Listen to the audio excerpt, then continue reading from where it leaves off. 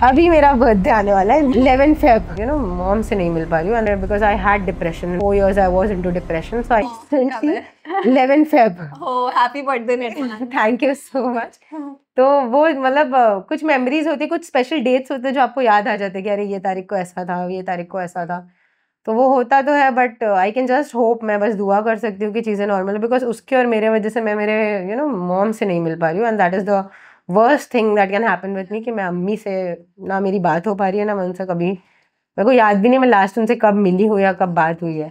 तो अगर ये चीज़ें ख़त्म होती है तो मेरे लिए यही एक बेनिफिट होगा कि मैं मेरी अम्मी से मिल पाऊंगी वापस से। मॉम से क्यों नहीं बात हो पा रही है? क्या उनका पॉइंट ऑफ व्यू है? उनका है कि एक्चुअली उनको करनी होगी बात, ऐसा होगा ही नहीं, इट्स नॉट पॉसिबल कि उनको नहीं करना होगा, बट उनको करने नहीं दिया जा रहा। माँ का दिल होता है। Because I had depression in past, like 4 years I was into depression, so I know कितना मुश्किल होता है इस चीज़ से डील करना। लोगों को बहुत नॉर्मल लगता है, लेकिन जो इंसान उस चीज़ से गुजर रहा होता है उसी को पता होता है कि वो कितना डिफिकल्ट होता है वो फेस से निकलना।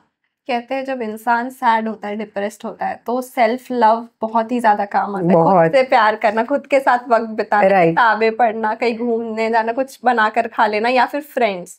तो आप किस चीज पे ज्यादा बिलीव करते हैं? देखो मुझे स्पोर्ट्स बहुत पसंद है। So nice. तो अभी एक्टिवली, अभी मेरी परसों भी टेबल टेनिस की मैच थी, तो मैं अपना जहन भटकाने के लिए मैं मैचेस में बहुत ज़्यादा पार्टिसिपेट करती हूँ। मैंने अभी रिसेंटली टेबल टेनिस मैच में पार्ट लिया था and I was a runner up also. पूरी कॉलेज में से I was the only girl participant in that event, और अभी भी इवेंट्स हो रहे हैं तो मैं टेबल टेनिस में एक्टिवली पार्ट ले रही हूँ। फिर एग्जीबिशंस में अल्हम्दुलिल्लाह मुझे as a guest VIP guest बुला रहे हैं, तो ये सारी चीज़ों में जाके मैं खुश रह लेती हूँ। ऐसा फील नहीं होता है मुझे कि आई एम अननोन और समथिंग, और फिर वहाँ पे लोगों की जो रिस्पेक्ट आपको मिलती है तो वो चीज़ से भी बहुत खुशी होती है। तो इस तरह से कुछ मतलब ज़्यादा नेगेटिविटी आती नहीं है मेरे पास में। मतलब अराउंड कितने साल हुए आपके शादी को? मेरी शादी अप्रैल में हुई थी, तो यही अभी साल भर भी नहीं हुआ है, इट्स लाइक 9-10 months हुआ है अभी। बट शादी के स्टार्टिंग में भी इतना ज्यादा सपोर्ट हस्बैंड से आपने एक्सपेक्ट किया था?